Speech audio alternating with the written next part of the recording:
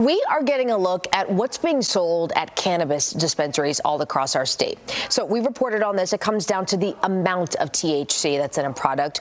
But who's regulating that amount? And is that marijuana actually being sold at dispensaries here in our state? That is the question. And we've got our media partners at Texas Monthly with the answer. We've got Russell Gold laying all of this out in a new article with these pop-ups that are everywhere.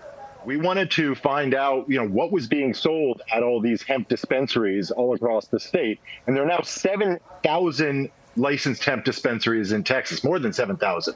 So we decided to go buy some of this hemp, test it, and see exactly what it was.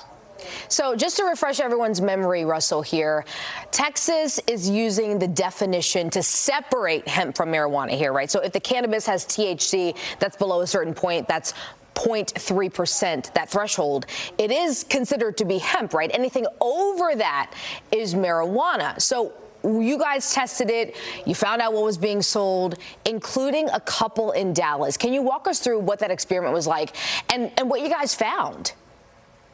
Absolutely. You're absolutely right. The federal definition of what is hemp and what is cannabis was set back in 2018. Texas adopted that. So what we decided to do was go and buy what are called pre-rolls or smokables. These are pre-rolled joints or just loose cannabis leaf, and to test it. So we sent it off to a licensed testing facility in California, actually. And much to our surprise, both of the facilities in Dallas, in fact, all 8 of the facilities that we tested across the state came back, and what we had bought was marijuana.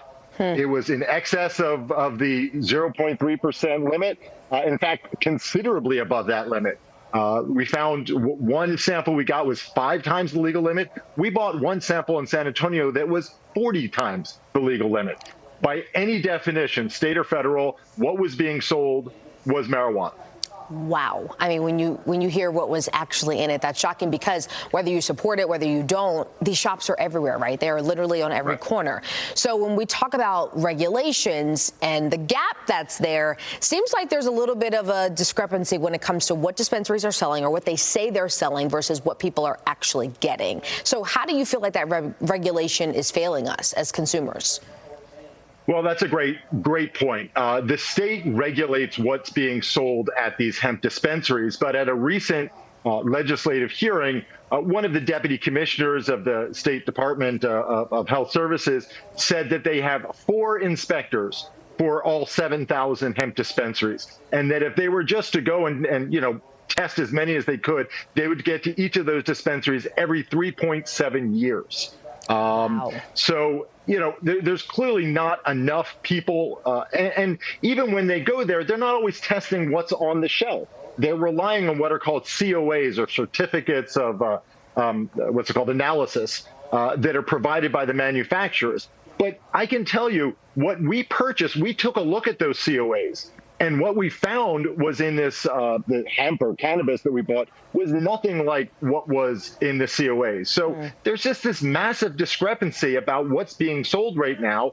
And frankly, the state of Texas is not really paying attention to what is being sold at, as you said, these hemp dispensaries, which are pretty much on every corner these days. I mean, and you hear the levels of what's actually in those products, and it shocks you. We talked about THC, right?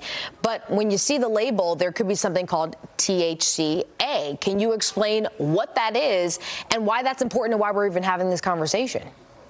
I'm not sure I can explain it very well. It's really complicated. The best description that someone gave to me was that if selling cookies was illegal, but it was legal to sell cookie dough, then THCA is the cookie dough. Because the second you take this THCA, which, by the way, looks like marijuana, smells like marijuana, and frankly has this active psychoactive ingredients like marijuana, the second you light it on fire, THCA becomes THC, which is the active ingredient in marijuana. So THCA is a chemical compound that's not directly regulated by the state, but effectively is marijuana, because this is what you do. You light it on fire. So by the time you inhale it, for all intents and purposes, it is marijuana. And to your point, people who are going in these stores, buying whatever's on the shelf, all they see is THC, honestly, right? Their mind's not really going to what a THCA could be. And to that point, we know states have legalized marijuana, right? That's nothing new. But can you tell us about the regulations that some of the states have compared to what we're seeing around hemp being regulated here where we live in Texas? Yeah, that's a great question, because if you look at other states like Colorado, California, there are actually 24 states right now that have some sort of legalized recreational cannabis allowed. They are testing and making sure that what's being sold meets some minimum standards. It's properly certified. You know if it's a potent strain of marijuana or not a potent strain of marijuana. It's been tested for pesticides. It's been tested for heavy metals. It's not clear to me whether that's in fact happening in Texas. And I say that because what's being sold doesn't really relate to what the manufacturers say it is. The THC levels just don't compare. So how can you really trust that it's also then being tested for something else that might be harmful to you? So, you know, we just have a situation right now where effectively we've sort of legalized the sale of marijuana, or at least it's going on and no one seems to be paying any attention. And just to give you an idea of how kind of crazy the situation is right now, there is no law on the books that prevents the sale of hemp products to minors. So a 16-year-old, a 14-year-old could go into one of these hemp dispensaries and buy very potent marijuana.